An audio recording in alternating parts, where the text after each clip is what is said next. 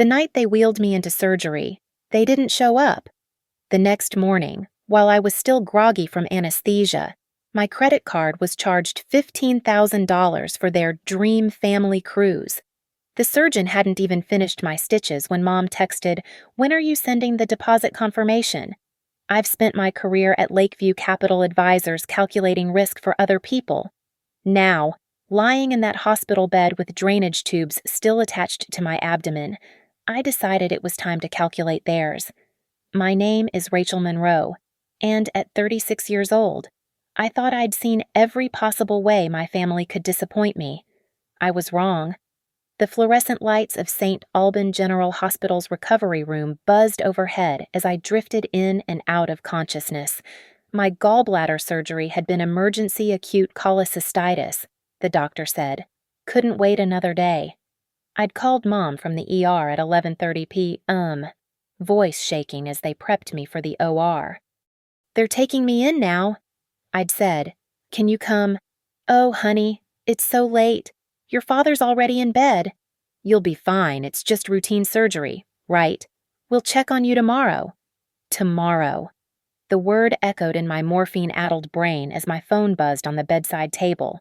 3:15 my vision swam as I reached for it, the IV tugging at my hand. A string of notifications lit up the screen, all from my credit card company. International transaction alert, $15,000, Regency Ocean Voyages. Large purchase authorized via family wallet. Transaction completed. Miami, FL. My stomach lurched, and not from the anesthesia.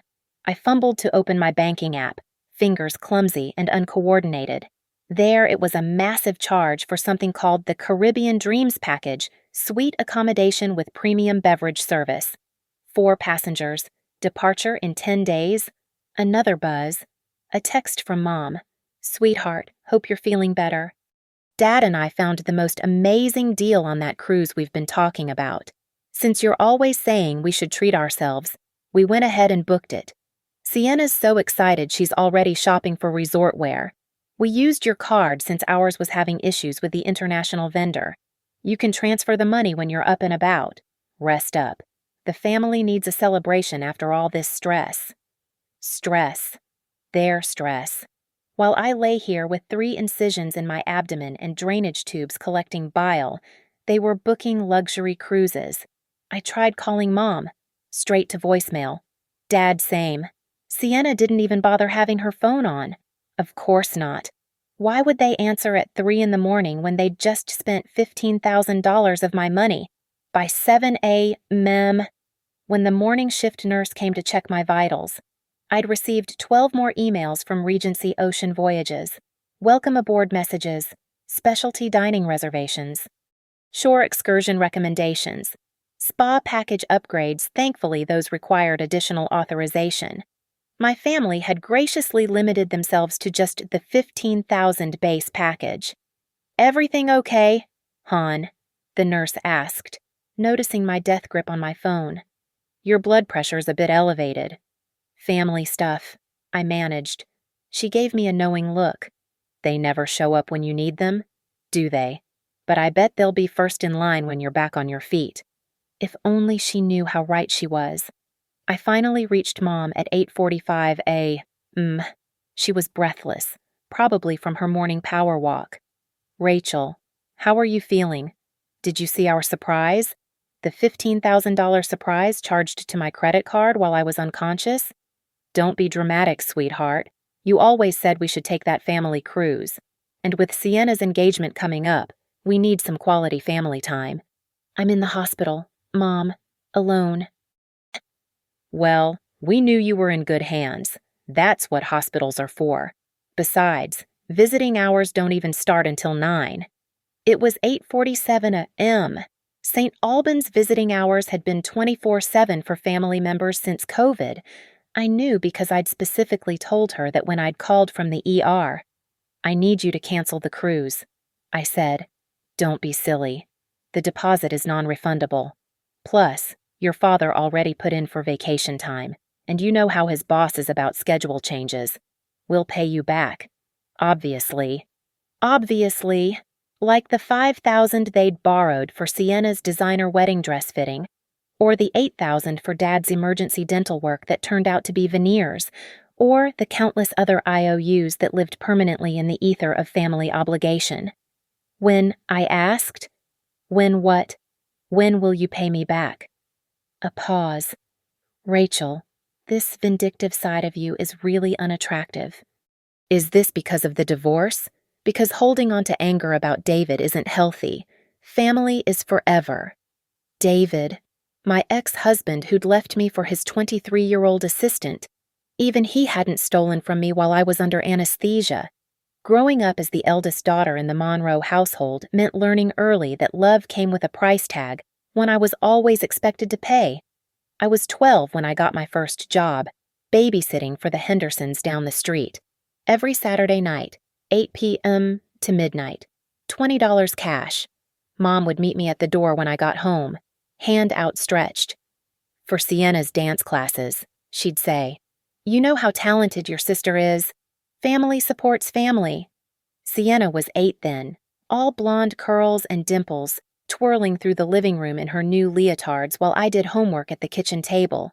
She'd gotten the Monroe look's Dad's blue eyes, Mom's delicate features. I'd inherited Grandma Ruth's sturdy build and stubborn jaw, the kind of face that screamed responsible rather than remarkable. By high school, I was working 3 shifts a week at Morton's Pharmacy, saving for college while Sienna got private violin lessons and theater camp. My acceptance to Ohio State came with a partial scholarship I'd earned through countless late nights and perfect grades. Sienna's acceptance to her performing arts high school came with a hefty tuition bill that mysteriously required my college savings to temporarily cover. "You can take out loans," Mom had explained, transferring my money without asking. "But Sienna's opportunity won't wait. She's special. Rachel, you understand." I understood. I understood when I graduated summa cum laude with $60,000 in debt, while Sienna dropped out of Juilliard after 1 semester because the pressure was too much. I understood when I started as a bank teller at First National, working my way up to senior teller, then loan officer, then finally landing my position at Lakeview Capital Advisors. Each promotion celebrated with a family dinner I inevitably paid for. The pattern was always the same: crisis, call, cash. Dad's construction business would hit a slow period. Could I cover the mortgage just this month? Mom's car would break down. Could I handle the repair since my job was so stable? Sienna needed headshots, needed acting classes, needed therapy after her 3rd failed engagement, needed a security deposit for an apartment she'd abandoned 3 months later. The divorce from David should have been my breaking point. I'd come home early from a business trip to find him in our bed with Ashley, his assistant who was barely older than Sienna. The house we'd bought together, the life we'd built gone in an instant. Mom's first response wasn't comfort. It was calculation. "Well, at least you kept your job, and without David's spending habits, you'll have more to help the family." David's spending habits. David, who'd meticulously split every dinner check and kept a spreadsheet of shared expenses. Meanwhile, my family had treated our joint account like a backup ATM, always promising David they'd pay us back, always finding reasons why they couldn't quite yet. The refinancing of my parents' house happened during my divorce proceedings. They were underwater on the mortgage, Dad explained, and the bank was threatening foreclosure. $23,000 to bring them current and refinance at a lower rate. "We'll add you to the deed," Mom promised. "It's an investment in your future inheritance." The deed never materialized. Neither did the monthly payments they swore they'd make to me. Then came Sienna's wedding planning saga with Marcus, the one that ended when she found him texting his ex. The deposits lost on venues and vendors totaled $11,000. "I can't face those people to get the money back," she'd sobbed on my couch. "You're so good with confrontation. Rachel, you handle it." I handled it.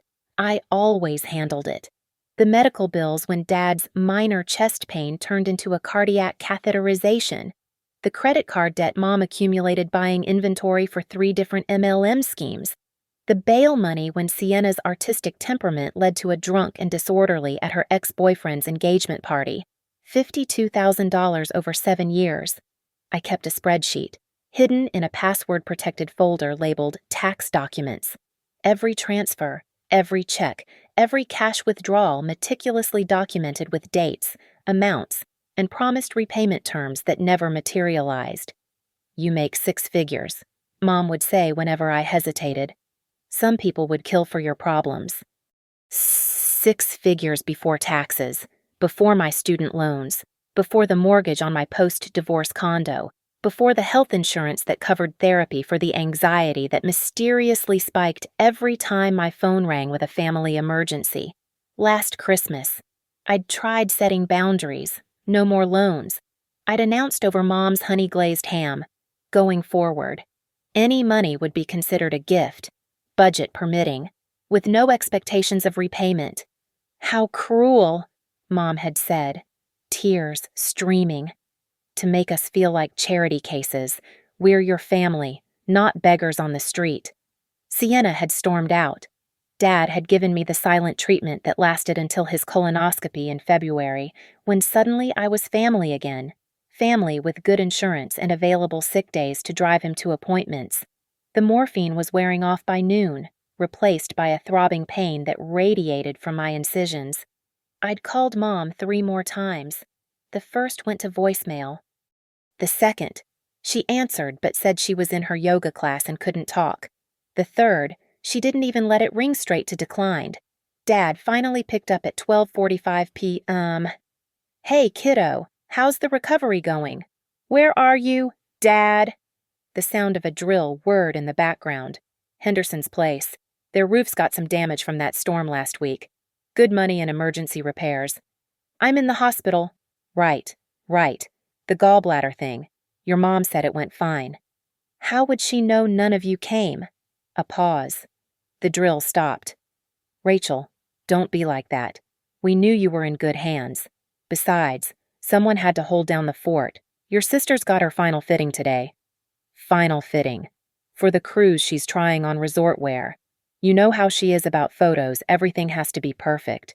Speaking of which, your mom wanted me to ask if you could authorize the specialty dining package. "It's only another $800, and it includes—" I hung up.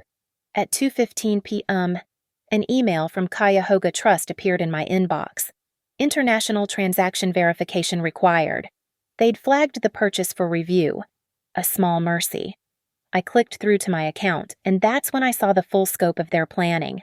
The $15,000 charge wasn't the beginning. It was the finale. Going back 3 weeks, there were smaller charges I'd missed while preparing for what I thought was routine gallbladder surgery. $700 at Luxury Luggage Boutique, $450 at Caribbean Sun Clothing Company, 3 separate charges at World Traveler Supplies totaling $600, a travel insurance policy for 4 people, $890, priority boarding upgrades, passport renewal expediting fees, all charged to my card through our linked family wallet account, a feature Mom had begged me to set up for emergencies after Dad's heart scare. The transactions all had one thing in common: Sienna's device ID in the metadata. I called Sienna at 3:30 p.m., expecting voicemail. She answered on the second ring, breathless and giggling. "Rachel, oh my God, you're awake. How do you feel?" "Like someone stole $20,000 from me while I was unconscious." The giggling stopped. "Don't be so dramatic. It's not stealing when it's family." "It is when you don't ask." "We did ask, remember, at Thanksgiving when Mom mentioned wanting to take a family cruise. You said, 'That sounds nice.'" "That's not asking, Sienna, and it definitely isn't permission to use my credit card." "God, you're such a martyr. Mom said you'd be like this. It's because of David, isn't it? You're projecting your trust issues onto us?" "My trust issues. You used my credit card without permission. To book a family vacation. That includes you, Rachel. We got you the adjoining suite and everything. Although..." She paused. "If you're going to be this bitter about it, maybe you shouldn't come. We wanted this to be a celebration." "A celebration of what? Mom didn't tell you I'm engaged for real this time. Bradley proposed last weekend. He's perfect. He's in finance, just like you. Actually, you probably know his father, Bradley Thornton Jr., From Thornton Wealth Management. I knew the Thorntons. Old Cleveland money. Their client's minimum portfolio was $10 million. Congratulations, I managed. The announcement party is next week at the Maplewood Social Club. Black tie. Bradley's family is covering everything. Thank God. You know how Dad is about formal wear. Anyway, the cruise is perfect timing, a pre-wedding family bonding experience. Bradley's parents have a yacht, so we need to look like we vacation properly too. You understand. There it was. The real reason, not family bonding, but social climbing. They needed to project an image of leisure and luxury to match Sienna's new in-laws. I'm canceling the cruise, I said. You can't. Bradley's already told his parents about it. He's even arranging for us to dock near their property in St. Bart's for cocktails. If you cancel now, I'll look like I'm from some trashy family that can't afford. She caught herself. That can't afford their own vacations. That's not what I meant. It's exactly what you meant. Fine. You want the truth? Yes. We used your card. Yes. We didn't ask. But you owe us. Rachel. I owe you. We sacrificed everything for your success. Mom and Dad could have downsized years ago, moved somewhere cheaper. But they stayed in that house so you'd have somewhere stable to build your career. I could have pushed harder for my dreams. But I stepped back so you could shine in your boring finance world. We made you who you are. The delusion was breathtaking. They'd stayed in that house because I'd refinanced it for them. Sienna had stepped back from her dreams because she'd failed at every opportunity they'd funded with my money. I'm done, I said. What do you mean, done? I'm calling the credit card company. I'm filing a fraud report. You wouldn't dare. Mom has a heart condition. The stress could kill her. Mom's heart condition. The one that mysteriously flared up whenever boundaries were mentioned, but never prevented her from her 6 spin classes. Then maybe she should have thought of that before committing credit card fraud. By 4 p.m., I'd transformed my hospital bed into a makeshift war room, laptop balanced on the rolling tray table, phone charger snaking to the outlet, legal pad filling with notes in my precise handwriting. The pain medication made me foggy, but rage is an excellent focusing agent. First, I pulled the complete transaction history. Every charge on my cards for the past 3 months, cross-referenced with device IDs and IP addresses. Cuyahoga Trust's app made it easy, a feature I'd recommended to clients for expense tracking, never imagining I'd use it to document my own family's theft. The pattern was damning. Sienna's phone had authorized 17 transactions in 3 weeks, always between 10 and 11 p.m., probably after her evening wine. The cruise charges showed a fascinating escalation: basic booking, then suite upgrade, then beverage package, then premium dining, like a gambling addict pulling the slot machine lever. Each transaction slightly larger than the last. I screenshot everything. Every transaction, every timestamp, every device identifier. The metadata showed Sienna's transactions originated from her apartment's IP address, not some random hacker in Romania. Her digital fingerprints were all over my financial massacre. At 4:30 p.m., I called Cuyahoga Trust's fraud department. Margaret, the specialist, had a smoker's rasp and the weary tone of someone who'd heard every sob story imaginable. So, let me understand, she said after I'd explained. The cardholders are your family members, authorized on your family wallet account.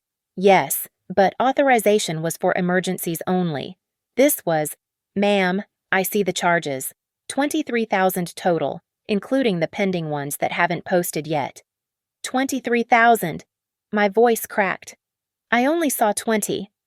There are additional charges from this morning. Let me see. Premier spa package, 1,200. Couples massage training, 400. Something called a champagne sunset experience, 800. I was still unconscious at 8 this morning. They'd literally continued shopping while I was in post-op recovery. I need to dispute all of it, I said. Even though the cards were authorized for family wallet, the feature was activated under false pretenses. I have documentation showing a pattern of financial abuse. Margaret's tone shifted, became more alert. Financial abuse? Are you elderly or disabled? Neither, but I was undergoing surgery when the major charges were made. I was under anesthesia, incapacitated. That changes things. We'll need a police report for amounts this large. Can you file one? Yes. Good. I'm starting a formal dispute file now. Case number FD 78432. I'm also suggesting we freeze the family wallet feature immediately and issue you new cards with different numbers. The current ones are compromised. Please. While Margaret worked through the security protocols, I opened my email and started documenting. Forward every cruise confirmation to a new folder labeled Evidence. Download the family wallet authorization form Mom had me sign 2 years ago, notably. The section limiting use to medical emergencies and urgent family needs. At 5:45 p.m., I received rapid-fire texts from all 3 of them. Mom, the card was declined at dinner. Very embarrassing. Fix this now. Dad, your mother is in tears at Salvatore's. The whole restaurant is staring. Sienna, WTF, Rachel Bradley's parents are here. Salvatore's, the Italian place that ran $300 a plate. Of course. I called Mom back.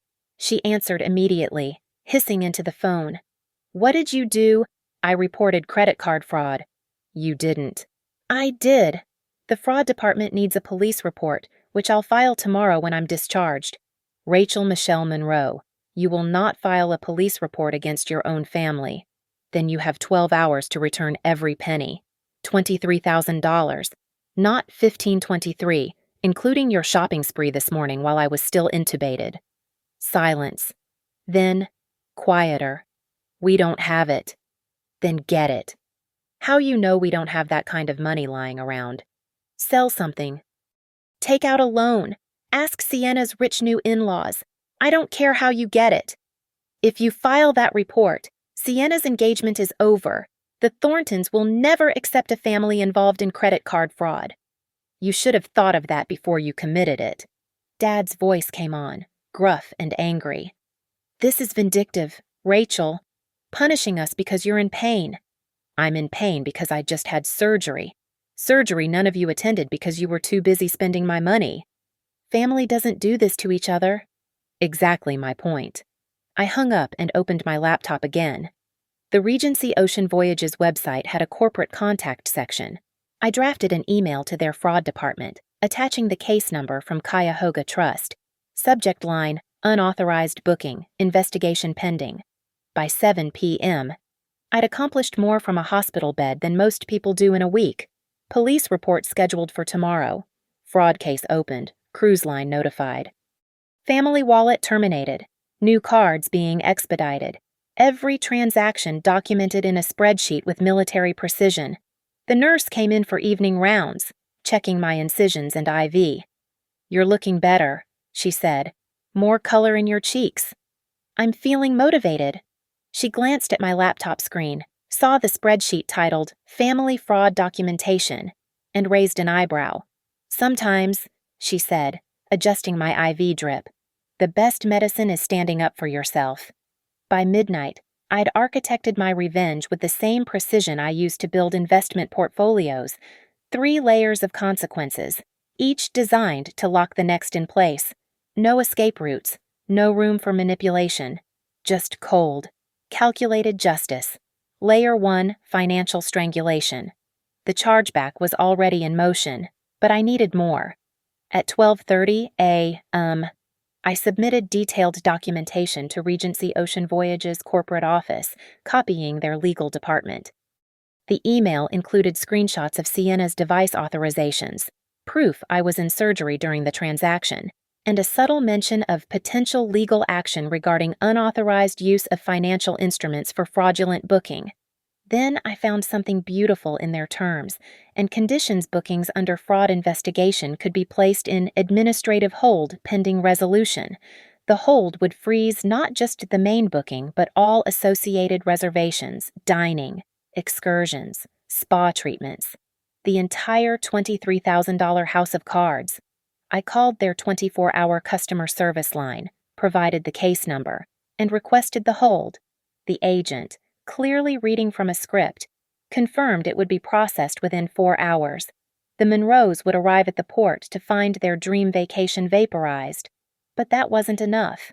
I logged into my investment accounts and initiated a review of all beneficiary designations. Mom and Dad were listed as secondary beneficiaries on my life insurance and 401k, a decision from my more naive days. By 1:15 a.m., I'd submitted the paperwork to remove them, replacing them with the Cleveland Animal Protective League. Let the cats inherit what my family assumed was theirs. Layer 2, legal documentation. The police report would be filed tomorrow, but I needed more immediate leverage. I opened a new document and began drafting a formal demand letter, drawing on the business law classes from my MBA. Notice of demand for repayment and cease and desist of financial abuse. I listed every loan from the past 7 years, complete with dates, amounts, and broken promises. The cruise charges got their own section, with screenshots attached. The total came to $75,000, including interest calculated at Ohio's statutory rate. The key paragraph, failure to respond with a signed repayment agreement within 72 hours, will result in immediate civil action, including but not limited to garnishment proceedings, property liens, and public filing of all documentation related to this pattern of financial exploitation. I scheduled the email to send at 8 a.m. Through my lawyer friend Janet's firm letterhead, she'd agreed via text to forward it officially. No questions asked. About time you stood up to those parasites. She'd written back. Layer 3. The nuclear option. Sienna's engagement party at Maplewood Social Club. Next Saturday. 7 p.m. Black tie. Cleveland's elite gathering to celebrate the union of the Thornton dynasty with whatever my family was pretending to be. I created a simple PowerPoint presentation. Slide 1, the cruise invoice with my name redacted from the credit card. Slide 2, the transaction history showing Sienna's device ID.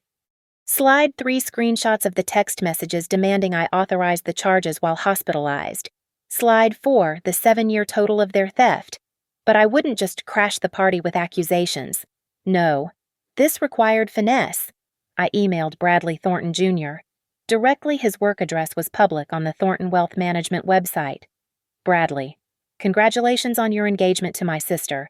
As Sienna's only sibling, I wanted to ensure full transparency before our families unite. Attached, please find some financial documents you should review before the wedding. I believe in honest beginnings. Best, Rachel Monroe, CFA, Senior Advisor, Lakeview Capital Advisors. I didn't attach the documents yet. That email would remain in drafts, ready to send with one click if my family didn't comply. The beautiful thing about marrying into old money, they investigate everything. One hint of financial impropriety, and the Thorntons would hire private investigators faster than Mom could say misunderstanding.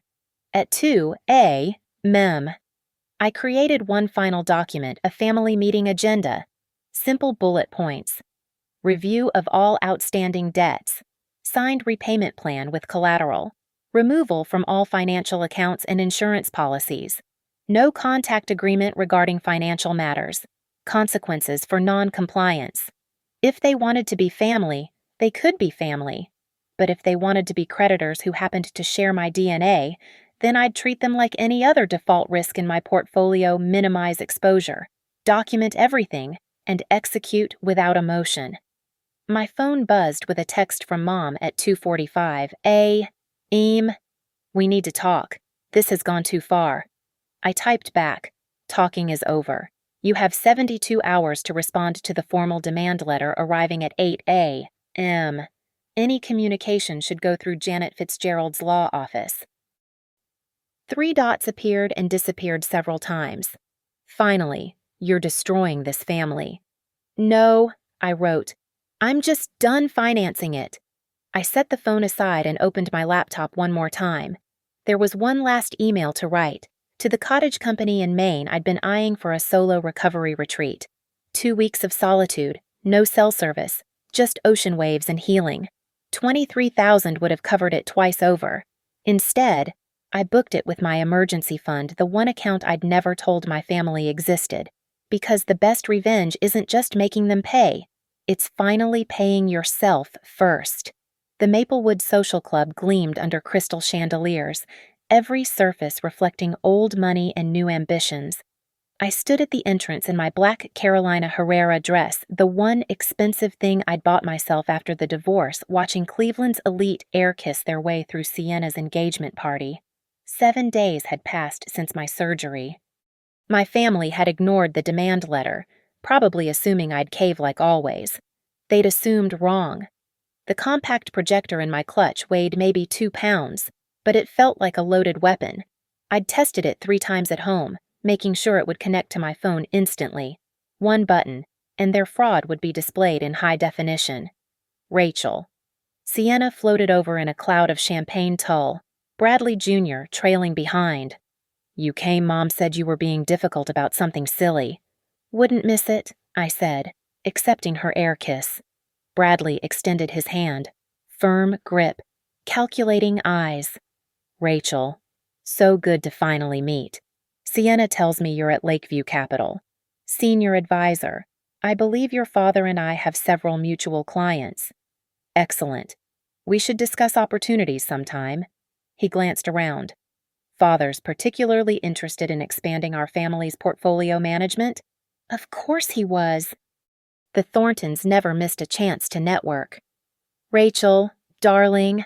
Mom appeared, designer dress straining slightly at the seams, probably borrowed from Sienna. Don't you look professional? Linda. I nodded. No, Mom. Not tonight. Her smile flickered. The cruise company called yesterday. Some confusion about our booking. No confusion. Fraud investigation. Her face went white under the carefully applied bronzer. This isn't the place. Actually, it's perfect. Everyone's here. I moved toward the small stage where a jazz quartet was finishing their set. The band leader saw me approaching with purpose and stepped aside. I grabbed the microphone before anyone could stop me. Good evening, everyone. I'm Rachel Monroe, Sienna's sister. Polite applause. Sienna beamed, probably thinking I'd prepared some touching toast. I wanted to share something special about our family tonight, a little presentation about what the Monroes value most. I pulled out my phone, connected the projector in one smooth motion, and aimed it at the white wall behind the stage. Slide 1 blazed to life the $15,000 cruise invoice. This is a receipt for a dream vacation my family booked last week. Caribbean Dreams package. Premium everything. Murmurs rippled through the crowd. Sienna's smile froze. The interesting part, I continued, clicking to slide 2, is that they booked it using my credit card while I was under anesthesia for emergency surgery. The transaction history filled the wall. Sienna's device ID highlighted in yellow. But that's just the latest chapter. Slide 3, the 7-year spreadsheet. $75,000 in loans that were never repaid. Every family has its traditions. Ours is theft. Rachel. Dad's voice boomed from the back. Stop this immediately. Why did you stop when I asked when I was lying in a hospital bed, alone? Did any of you stop slide 4, the text messages? Mom demanding authorization. Sienna calling me dramatic. Dad saying family is meant to be used. The room had gone cemetery quiet. Bradley Sr. stood near the bar, his face carved from granite. Bradley Jr. had stepped away from Sienna, just a few inches, but enough to notice. The saddest part, I said, my voice steady despite the adrenaline flooding my system, is that I would have given them anything if they'd just asked, if they'd shown up, if they'd acted like family instead of con artists with my last name. Mom rushed the stage. She's having a breakdown, the divorce, the surgery. She's not well. I'm perfectly well. I'm also done. I looked directly at Sienna. The fraud report is filed. The cruise is canceled. The credit cards are closed. And this, I gestured at the spreadsheet still glowing on the wall. This is evidence in a civil suit for recovery of stolen funds. Sienna's face crumpled. Rachel, please. Not here. Not in front of your new family. The one you were so desperate to impress that you spent $23,000 of my money. Bradley Sr. stepped forward. Young lady, these are serious accusations. Yes, they are. And I have every receipt, every transaction record, every text message to prove them. Your son is marrying into a family of thieves. Mr. Thornton, I thought you should know before the merger. The old man's eyes shifted to his son, then to Sienna, who was now crying whether from shame or rage. I couldn't tell. The authorities will handle the criminal aspects. I continued, but I wanted the social consequences to be immediate.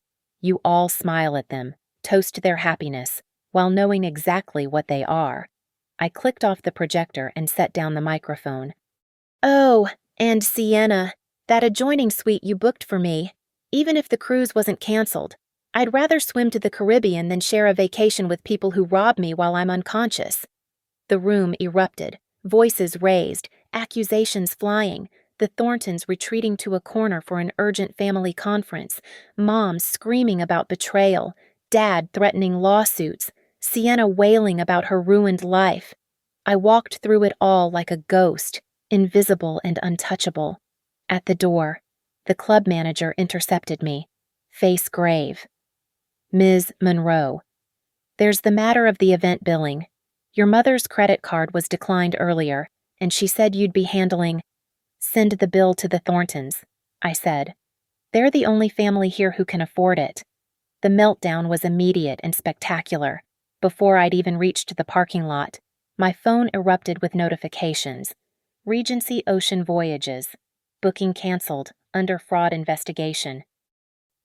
Cuyahoga Trust. Provisional credit issued, $23,000. But the best one came from Sienna, a voice message left in hysterics.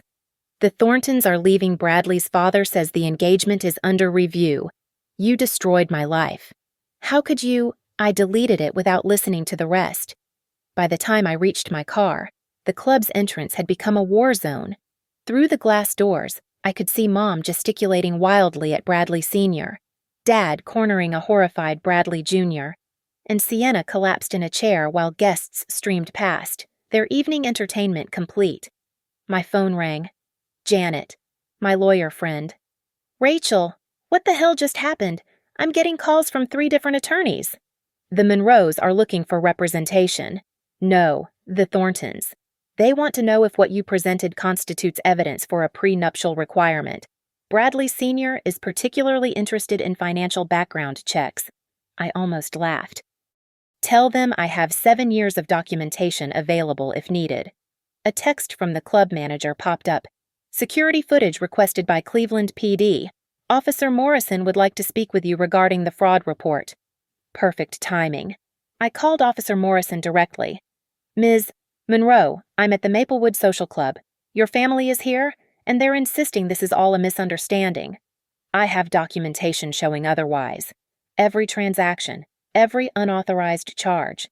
They're claiming you gave verbal permission. While I was under anesthesia, check the surgical records at St. Alban. I was unconscious from 11:45 p.m. to 4 a.m. The cruise was booked at 2:30 a.m. A pause. That's pretty definitive.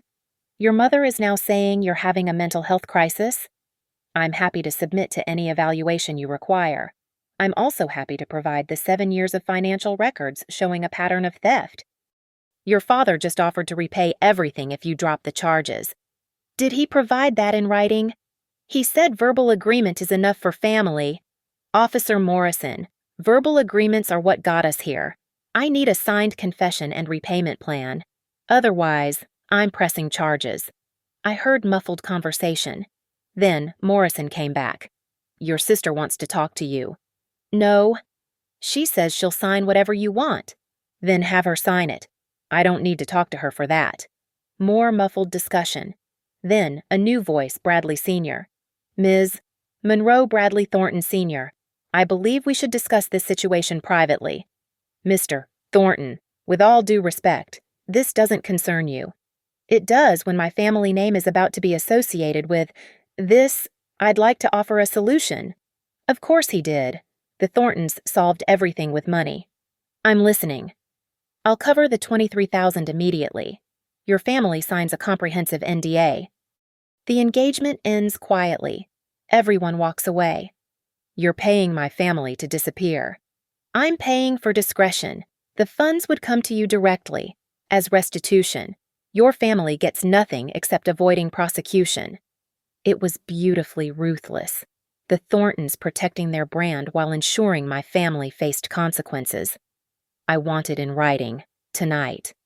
My attorney is already drafting. One condition: you remove those slides from any digital storage. After the payment clears, acceptable. 30 minutes later, I was in a small conference room at the club, watching my family sign documents they clearly hadn't read. Mom's hands shook.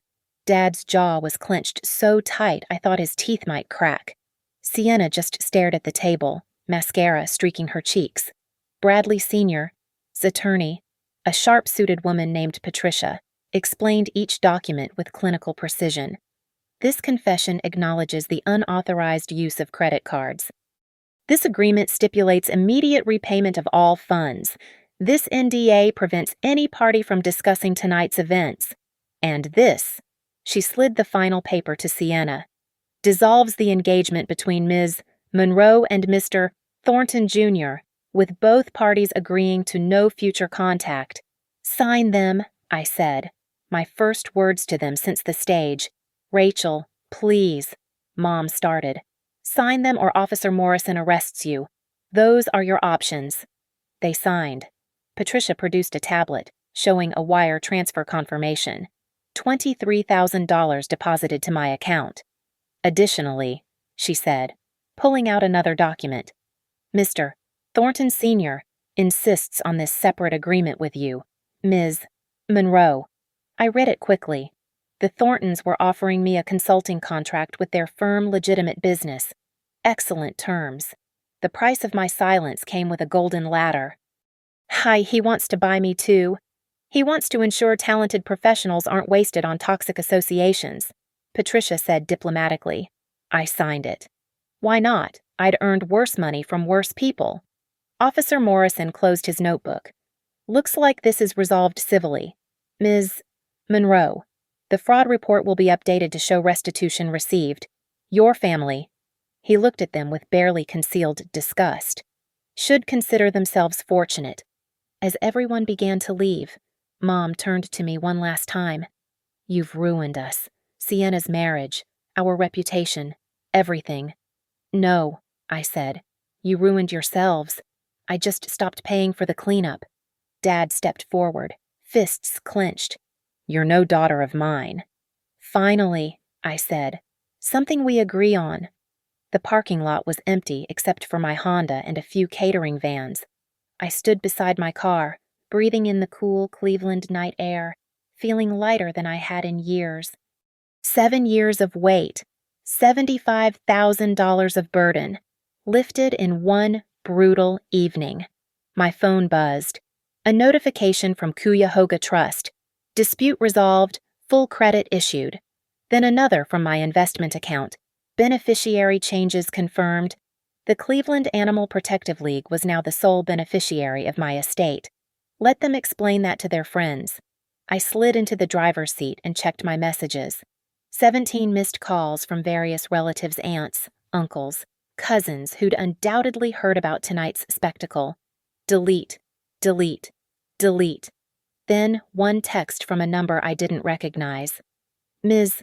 Monroe, this is Bradley Jr. I wanted to apologize for my family's handling of tonight. Sienna never mentioned the financial situation. For what it's worth, you did the right thing. She would have bled us dry too. I didn't respond. The Thorntons would recover from their brief embarrassment. Sienna would find another mark. My parents would convince some other relative to finance their delusions. The cycle would continue just without me. The drive home was peaceful. No radio, no podcasts, just the hum of tires on asphalt and the occasional streetlight sliding past. At a red light on Carnegie Avenue, I opened the family group chat one last time. Mom had sent a novel-length message about forgiveness, family bonds, and how money shouldn't matter between loved ones. Dad added his thoughts on loyalty and disappointment. Sienna just wrote, I hope you're happy being alone. I typed my response carefully. From this date forward, any financial request requires a written contract with terms, interest, and collateral. No exceptions. Any attempt to circumvent this will result in immediate legal action. This is your only warning. Send. Then I left the group. By the time I reached my condo, it was 10:15 p.m. The doorman, Eddie, gave me his usual warm smile. Evening, Ms. Monroe. Tough night. Actually, Eddie, best night I've had in years. Inside my apartment, I set down my purse, kicked off my heels, and walked to the windows overlooking Lake Erie. The water stretched black and endless, dotted with the occasional light from a late boat. Peaceful. Mine. My laptop was still open on the kitchen counter, the main cottage rental confirmation on the screen. 2 weeks of solitude starting next Friday.